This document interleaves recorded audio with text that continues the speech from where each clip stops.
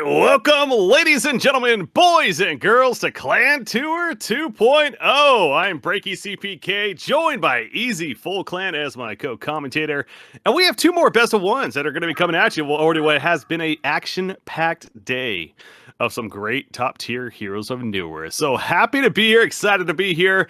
Could use many more adjectives, but we got to get into a game, and so let's go ahead and do that. ezfullclan, both how you doing, and what do you think about the matchup that we have here of Balistra School versus Big Ego Crew? It's been a good Sunday so far, about to get even better for me, joining the co-caster seat with you.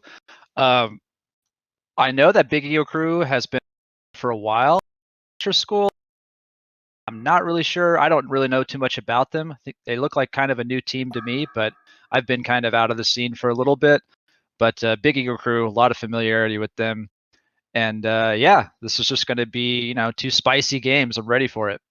Yeah, so you're talking about, obviously, Big Ego Crew. I mean, the same thing for me. Again, names that certainly recognized over there on that side, of course, started with Shorkan. But, so yeah, they're going to be the Hellborn side. And then on the Legion side, Balistra School, as they're known as. But, the matches so far today, I personally wasn't able to watch all of them. I was watching the previous one, though. It sounds like it's been a little bit more of a one-sided trend. And so you'd have to think Big Ego Crew is the favorite here, but obviously anything can happen. But yeah, I'm going to let you kind of lead the way, ezfullclan, as far as the draft is concerned, because, I'm paying attention here and there, but obviously things constantly are changing in a game like this. But King Clout first pick, and now the Chipper coming out. King Clout, though, that's fun for me to see, at least. Is that something we should have expected?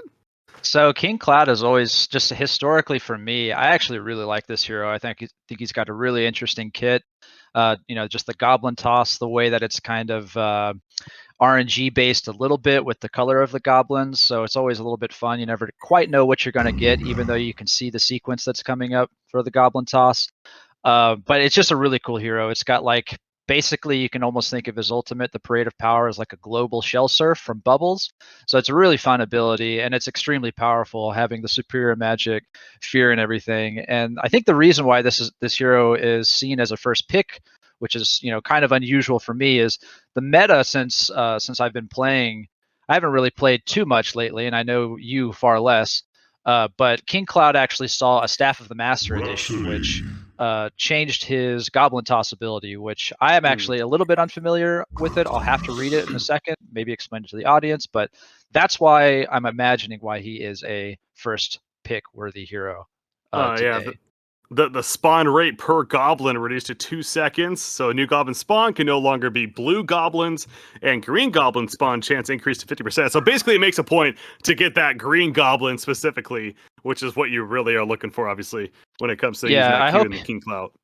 I hope he picks the Santa Clout skin, because if he's going to be spawning only red and green, Christmas time. It makes sense, yeah. Yeah, exactly. You got to go with the theme too. Yeah, it's pure synergy. Yeah, it's there is that synergy buff, you could say. Not necessarily in the game, but as a viewer, we would appreciate that. It just makes it make more sense. Yeah, the theme of that hero has always been fun since he came out. But anyway, there's plenty else going on. So we got the Chipper, Luna, then Rhapsody and Draconis now coming out in bands to follow. Yeah, those are a little bit more familiar. Chipper and Luna have been two very popular picks for Big Ego Crew, especially in their supportive role. Chipper's Chipper's pretty flex. I think he still does pretty well in the mid lane, but I think it's Vulka is I think Vulka plays the support Chipper really effectively, and it's got a great toolkit for it because the rockets now hit the neutral camps. You can stack up to 3 or 4 camps at once if you're really good at aiming those. So it's just a really, really strong support hero. And then always having, Luna and Chipper together, you think about, power throw plus the rocket barrage. You've got a lot of long range support nukes coming in to help those kills coming out for your team. So 2 strong support candidates. And then Rhapsody and Draconis. Draconis has been a really, really powerful jungler in the meta lately. I think he saw some nerfs to the fiery barrage passive, so he jungles a little bit slower, but he's still a really good jungler. And then Rhapsody, what's not to like about Rhapsody? And honestly, she has also been changed recently. Her arcane hymn is a little bit more powerful. The Disco Inferno can be activated around herself and move along with her these days. So, yeah. Oh yeah. Yeah, I'm reading over that right now as you mentioned that with the healing output as well as the cast speed increase. Yeah, they definitely going to be given some buffs there. To Yeah, it's a little bit Rhapsody's. different. It's a little bit different than it used to be too. You have to like teammates used to have to stand stationary on the dance floor in order to receive heal, but they actually get healed for more now if they are moving inside of it. So a little bit of a mechanic change. Which with kind how of the makes healing- sense, right? It's a Disco Inferno. You're supposed to be moving. You're supposed to be bumping to the music. So I see that Absolutely. actually. That makes sense to me. Good change. Yeah. And then we've got Torturer is a very interesting pick. I'm actually not exactly sure what happened to Torturer lately, but that is one of my favorite heroes. It's a classic. It's a classic hero. It's been in the scene for as long as Han's been a game, and dare I say before that. So with Leshrac. But yeah, so Torturer is a great hero and just a lot of damage coming out, a lot of push potential with the impalement. And the Drunken Master got his old drink mechanic back, and I actually haven't seen that going on in game yet. So I'm actually interested to see exactly how that works. I know I'm familiar with how it used to work, but it's just kind of the return of the old playstyle. Sure. Okay, so but my guess is obviously when it comes to Drunken Master, still a very, very potent laner, and you can expect him to do pretty well in the lane for the most Physical part. powerhouse too. It's the 3-point strike combo does a lot of damage early game, so it's something you have to watch out for. I'm kind of curious where what their lane setup's going to be with Drunken Master. I think he honestly is pretty shifty. With not just with his moves, but with his with his laning position. I think he's capable of doing just about anything. If you want to run him in a dual lane or run him as a mid or an off laner solo, like I think he's capable of doing all of that. So the way that Big Eagle Crew is running their draft right now, they look quite flexible, which is always an advantage. And whenever you compare that to something like the Legion's draft, where they have a strong lineup, it looks pretty clear cut to me what they're going to do, right? Like a dragon jungle, lodestone off lane, clout mid, maybe short farm, and then Dr. Repulsor, just goes into whichever one that clout doesn't, and then Rhapsody support.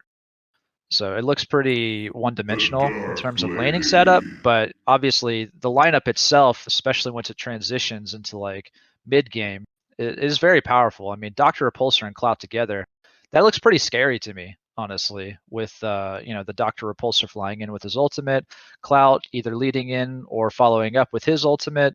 They got a lot of movement on that Legion side, so we'll see how it works out for them. It seems like a lineup that's built around winning at least majority of that laning phase and then just going, just accelerating, however long, whatever minute mark makes sense, but get that Draconis farm in the jungle, have him start pushing towers sooner than later with the team Dr. Repulsor, get a little bit ahead from that mid lane setup, more than likely where he's going to be, and then going. And now, especially with that Dark Lady pick, that idea makes even more sense, or at least that's what Balistra School you would figure is really going to have to go for now, because as we all know, and unless there's been some really dramatic changes to Dark Lady, she's still one of the stronger late game carries. Yeah, she's a super effective flash farmer. I think Rundax is maybe a little bit cheaper than the last time you cast it, maybe about 100 or 200 gold, but that small amount on a hero like Dark Lady is quite impressive because of the way she snowballs with that. And I just like the Dark Lady pick in general. I think she's going to be taking advantage of the they perceive Lodestone going probably solo top, so she's going to kind of get a free lane, and it's actually pretty dangerous for Lodestone. Got to watch this carefully in the bottom forest though. Here it looks like 5 running into 5. There's definitely going to be some kind of clash coming out. Drunken Master leading the train of pain that's going to come on top of Dr. Repulsor. Lodestone throws the stun in, but it's not going to be nearly enough to save him. However, the clash continues. Drunken Master, one more auto attack will finish up. Gets denied, actually, by the Dark Lady, but another falls on the Legion side. Draconis trying to flap his wings and fly away. He does a little bit more damage, but he finally goes down. And now Chipper standing toe-to-toe against these, still battling it out. He'll fall. Rhapsody falls as well, though. King Clout wants to get the final hit on Torturer. Maybe gonna get a range here. Throws the goblet. Needs one more. Not gonna be enough as Aluna's left behind. And Dutchownage, I think you're the one that's gonna get owned here in the end. Okay, well, so this is just, your typical Is he gonna die, by the way? No, he doesn't get away, does he? The stun from Torture the turn! King Cloud is gonna go down. Okay, 5-2 start, and we just entered the laning phase. Yeah, that was pure carnage. I actually haven't, I haven't casted that many games. I've spectated quite a few. I don't think I've ever seen 7 kills come out nearly before the 0-second mark. That was, like I said, pure carnage. Safe to say that Big Ego Crew got the better of it since they got 5 versus the 2 and the Bloodlust. So we'll see how much it hinders Balistra School losing that many kills early on. You look at the goal per minute chart, and yeah, that really gives you an idea of, yeah, I think the Hellborn won that. King Cloud, the only one that actually having a decent outcome on the Legion side, and the fact he's already died twice is kind of hilarious, honestly. But all right, now we settle down into the laning phase. We do have a empty top lane for our Legion team. There is that Draconis in the jungle, as you were mentioning, but as I say that, though, Lodestone has now ported up here. Still level 1, but figures might try to get some pulling in and try to make it a little more difficult on that free farming Dark Lady. Yeah, I mean, not just to mention the steep advantage they got from those early hero kills, I think that the laning setup is pretty strong in favor of Big Ego Crew right now. I think that in the bottom lane where I'm looking particularly, I think that Dr. Repulsor is he's a bit of a sitting duck versus a hero comp like Aluna and Drunken Master. Doesn't have a whole lot of strength prior to that level 6, and he has no escape as they are actually about to go on him. Drunken Master does lunge forward, tries to knock him back, fails, and actually Drunken Master is a little bit tight of a position, but Rhapsody and Drunken Master Dr. Repulsor are throwing in the auto attacks into Drunken Master. Is he going to be able to get away? He just disjoints it with the stagger, and that's going to be the end of the engagement. No, we see that Disco Inferno, as we're talking about, certainly doing a bit of work there too, not only keeping Dr. Repulsor alive, but almost setting up the turn, as Staccato's being used again on a Luna to get him a bit lower. But especially against a Rhapsody, no surprise to see on the other side we have both a mana battery and a full power supply between the two Hellborn heroes, so that's something you also have to keep in mind in terms of turn potential. But they are continuing to clash it out, and there goes once again from Drunken Master. Here comes Draconis, though, makes it a 1-for-1 at least, but Dr. Repulsor went down first, so still Drunken Master Shorkan, he could be happy with the outcome. Aluna probably gonna end up melting away here as Draconis chases, and ChaWee will finish the job. So makes 2 kills out of it at least, so number-wise 2-for-1. Yeah, I'm very, very pleased with that appearance by Draconis in the bottom lane here. He's already having a good time in the jungle, just doing his thing. But, turning that for his bottom lane is really big because, like I said, Drunken Master and Aluna do seem pretty scary for this Dr. Repulsor to deal with. And I think he may have died prior to Draconis showing up had that very first lunge that Drunken Master threw out actually worked. I don't know if you noticed, he didn't knock him back with it. And I think that was kind of the deciding factor for how Dr. Repulsor was able to live. But yeah, with that, it seems like Dr. Repulsor might have a pretty good time here. I'm not really sure what items. I think he's got his courier coming out right now, so we'll see what he picks up to help himself secure the lane. But yeah, some of these other lane matchups as well. King Cloud's having a really tough time versus this Torturer. He did get Lodestone falls to the Dark Lady Chipper combo in the top lane.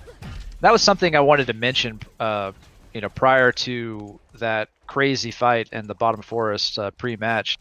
Dark Lady is going to make Lodestone have a pretty hard time in the top lane solo. I mean, Dark Blades is such a powerful utility against any hero in a 2v1 setup that basically relies on escapes. I mean, Lodestone is a tanky hero innately, just being strength and having the high strength gain, but Torture in the middle lane might actually get killed here. Trying to finish him off. Another Goblin throwing. Auto attack from Draconis. It's still not enough. A great stun from Torture. Manages to hit both right there. And Vulka is going to be able to skirt on out with those marchers of his. Running a little bit too fast. So, yeah, Draconis, again, on paper, doing a good job. Obviously got the 2 kills at the bottom lane. His rotations seem on point. Almost getting that kill middle. And clearly a lane where King Cloud needed a little bit of help. but at least you open up some farm. As we're talking here, though, Dr. Repulsor, he's going to be jumped yet again. Drunken Master, the attacks doing plenty of damage. Drinks again. He goes in with that stagger. Somebody's dead right here. Who will be first? It's going to be Dr. Repulsor go down. Drunken Master barely survives. Rhapsody staccato. Drunken Master biting off a little bit too much than he could chew right there. Ends up dying. Almost seems like he didn't have to, but in the end, Rhapsody falls too. Meanwhile, Dark Lady, guess what? She's getting even fatter in a good way because she gets yet another kill onto that lodestone. Yeah, and I'm actually really impressed by how much. I mean, if you see the heals from that Disco Inferno, you can actually see how much the Dr. Repulsor and Rhapsody health bars are kind of ping-ponging while it's active. Oh, but is she dead? No, I think she's Lodestone is putting on the chase, but yeah, with Chipper being there, he's going to turn away. But yeah, I mean, Dark Lady looks like I'm not sure if he's going to try and finish his Sustainer or if he's going to... He is bringing his Courier from base, so I think he's going to finish his Sustainer with that Mana Tube, which is probably a pretty good idea with the lane sustain, And then I think if he picks up his Ghost Marchers, Lodestone's going to have an extremely hard time staying in this lane. So, I wanted to go back to the point you were bringing up earlier about Dark Lady with the Dark Blades and how in the laning phase, it's just such a great tool to have. But honestly, it feels like in this game in general, again, Dr. Repulsor, not a hero that likes those Dark Blades. Any kind of silence really screws him over, right, until at least he gets that BKB. So, this is going to be a very difficult game, even for the Dr. Repulsor, it feels like, because, dare I say, it almost seems like he may have to prioritize that right away, as far as an item. The Shrunken Head, I think he's absolutely going to need to get a Shrunken Head. I mean, there's just a lot of magic damage and magic disables that need to be blocked by the Shrunken Head, so I'm in full agreement with that. I mean, the only person that really doesn't get affected by it is the Drunken Master, who, if a lunge comes off in the wrong spot for Dr. Repulsor, it can be bad news, but I think that once he gets the Shrunken Head, he's going to be very elusive and able to live in most situations. Yeah, to that point, I guess Shrunken Nullstone is probably an ideal combo even to have here. Yeah, game. I'm not really sure what people are building on Dr. Repulsor these days. I mean, Nullstone is kind of a token item. I'm not sure if he'll pick it up just to deal with the lunge. Lodestone in the meantime is falling again to the Dark Lady, who actually picked up the Ghost Marchers prior to finishing the Sustainer. So I imagine that he's going to make a full push for the Runed Axe right now. I think what a lot of people do is they save up.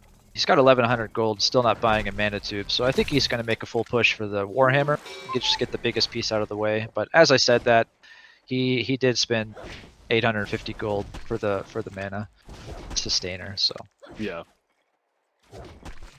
Well, this middle lane, interesting how Tortura has kind of adjusted, even jungling quite a bit. Aluna's taken over the lane farm, trying to get her levels up. Bottom lane, though, speaking of Torturer, coming down here with Drunken Master, who staggers in, catches Rhapsody, pushes her back, and eventually the damage coming out to finish the job. Dr. Repulsor.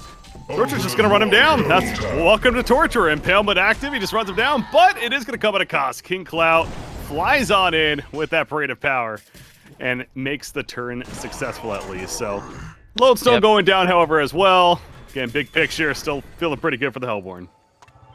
Yeah, absolutely. I mean, it looks like the Hellborn is pretty consistently coming away with a favorable position in these trades. Typically it seems like they're trading like 2, maybe 3 for 1.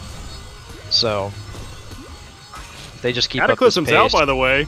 Rhapsody is going to save King Clout as Chipper instead, though, having to run away, throw into rockets. Good blocking from the Rhapsody. If he doesn't take those rockets, that might be a dead Clout. And actually, a Luna Power Throw is also going to be out of range.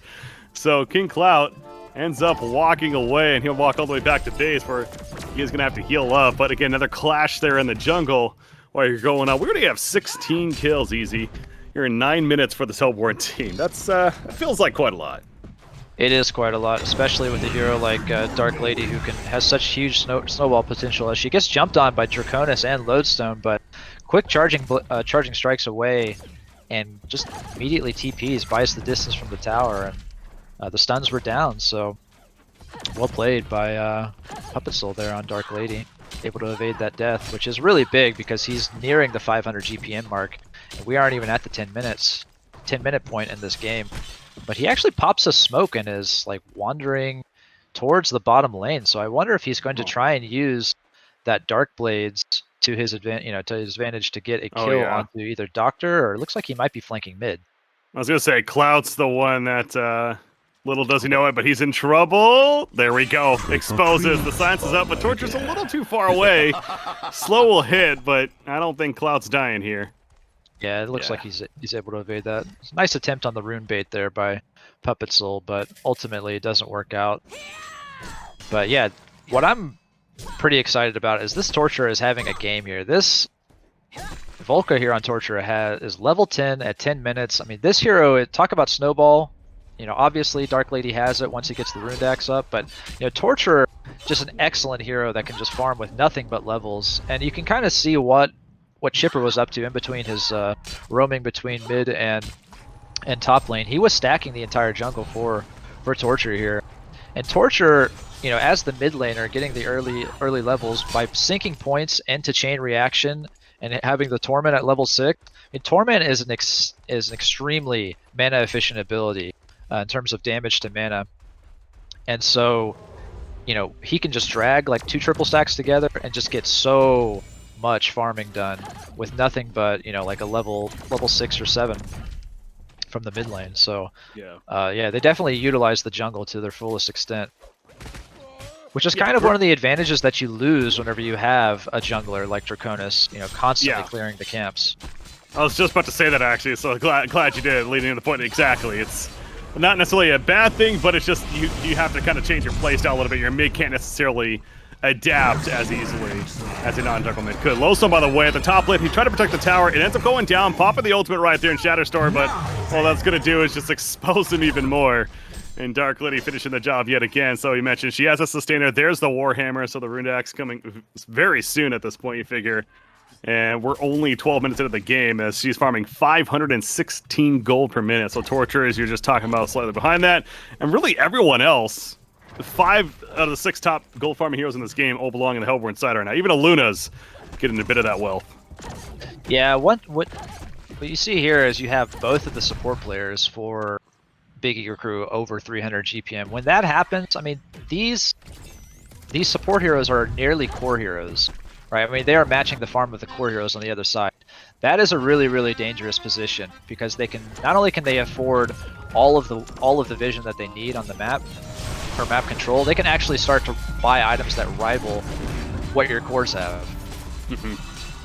Bottom lane, clashing again, and already a kill as there comes a Cataclysm. Dragon flying in, Draconis doing what he can. They will take out Torturer, who ends up killing King Cloud at least, so eye for an eye, I suppose. Draconis falling though, and now Drunken Master showing off his strength, but he is starting to take some good damage.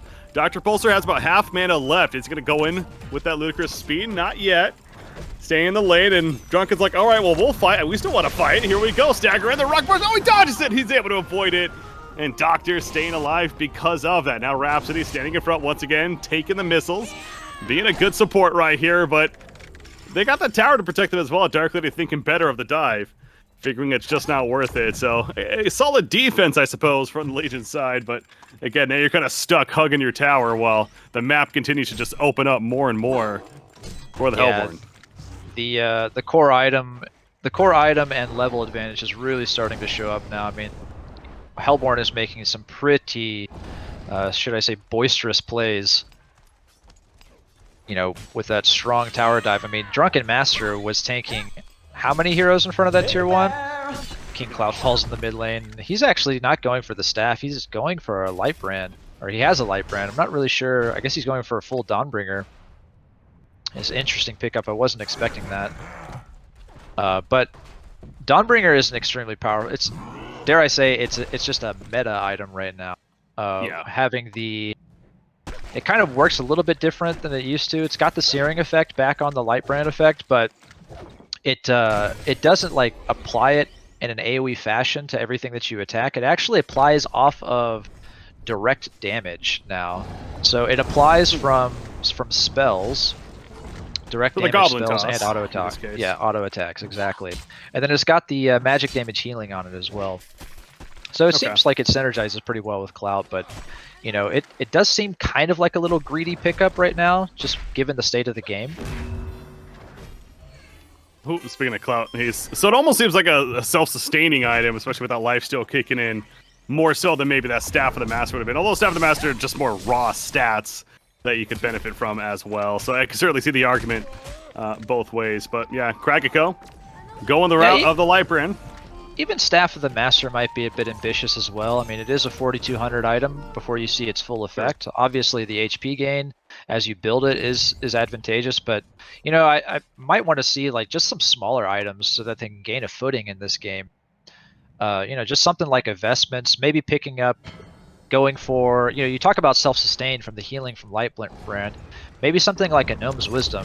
King Cloud is a pretty spell spammy hero, so he would actually gain quite a bit of HP back from, you know, the Gnome's Wisdom heal, as well as giving a beneficial aura to his entire team in team fights. So. They're looking for a fight. Bottom lane, King Cloud melting right there. Nice stun from Lodestone. Is it just too late though? Shadowstorm going up. Rhapsody with the save, with the Disco Inferno, but it's just too little, too late. The Cataclysm's not going to scare away the Helper inside, and they absolutely clean them up. A 5-0 at 16 minutes in. I was going to say, it almost feels like that could be the beginning of the end. And it just very likely may be that as the vote coming out to concede for Balistra School. Yeah, you never like to say never, at least until, you know, mega creeps show up in the game, but I'm not really sure what Balistra School needs to do in order to come back in this game. I mean, that genocide right there was pretty convincing. And now Kongor, maybe thinking it's not going to happen just yet, or though going back in actually, and may pick another fight. But yeah, I mean, that was the Lodestone going in wasn't too bad, but King Cloud getting jumped initially and just melting into the Dark Blade auto attacks from Dark Blade. And look at this coordination here. They're just chilling on top of the hill, and Dr. Bolster thinking, okay, I can react. I'm fine. Never mind. Draconis, he flies in, figuring better of it as he immediately starts walking away though. Dark Blade's going in again from Dark Lady, charging strikes through. Can't touch this. I love these announcers, man. It's fun hearing them again.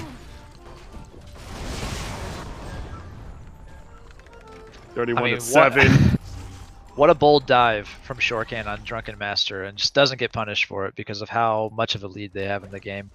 I mean, whenever one of the enemy team is diving past your tier 3 tower while it's still invulnerable, and you're not able to capitalize on it, I mean, I don't know what you do.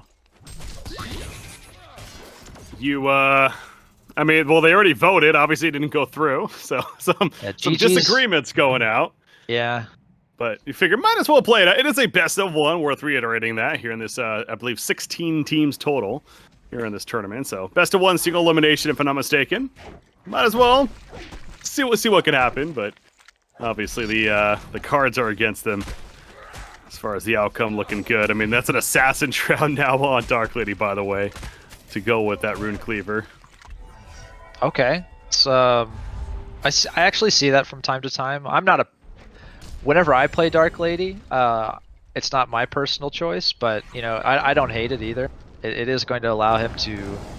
Yeah, see, he's going to use it to full effect here. They don't know that he has it yet, and he's going to run into... Looks like nearly the whole team here. Hey, jumps on a cloud. There's Rhapsody at least nearby, and now Dark Lady. Did he go a little bit too much? Yeah, it looks like it. Dark Lady ends up dying. Okay, that's a big kill. Like, punishes the greedy play. This is this the turning point?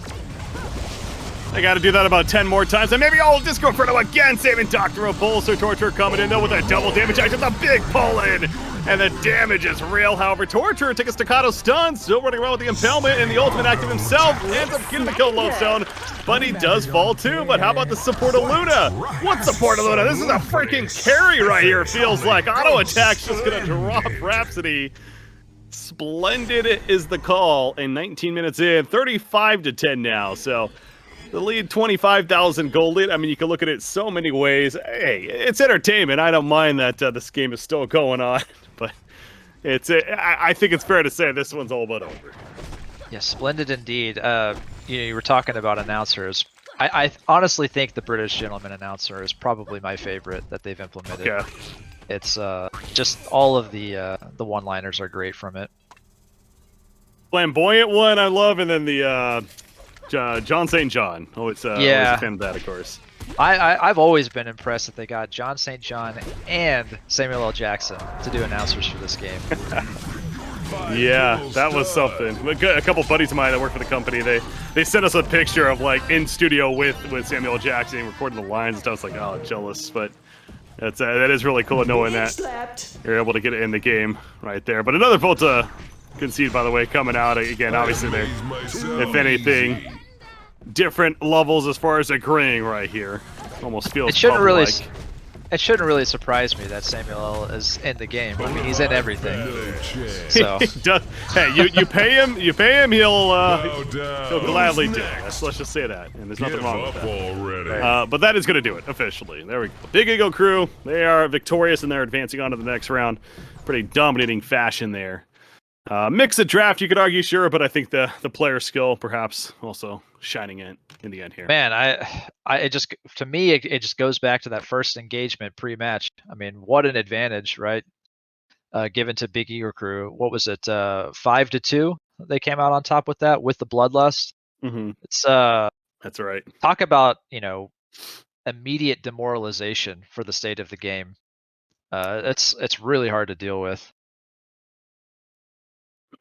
Sorry, I'm already distracted playing some more Plinko. No problem. But yeah, I mean, gotta get my chest. You know, the rest of the game just kind of snowballed from that moment for me. So, and that was really fun to see. Like I said, you know, it's not too often that you see 7 kills come out before the clock strikes 0. So, pretty interesting thing. But you know, in these coordinated team games, it's something that you have to really watch out for. You got to respect the fact that, you know, the enemy team can just wander. I mean, Big Ego Crew had a pretty little train. Hero train going into the bottom jungle. They were in single file, and they just completely surrounded the Dr. Repulsor.